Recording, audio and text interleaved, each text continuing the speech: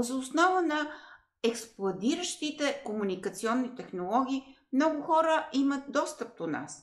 Напълно чужди хора могат да ни напишат мейл по всяко време, да ни звънят по телефона, да не говорим за нормалната поща. SMS, WhatsApp, всичко пристига непрекъснато.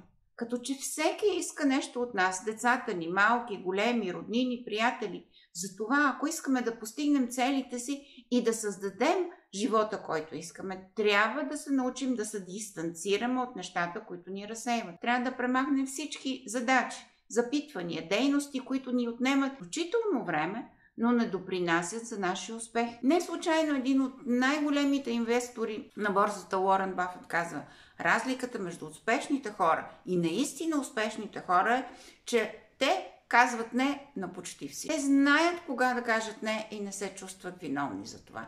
Те винаги знаят какво искат и какво не искат.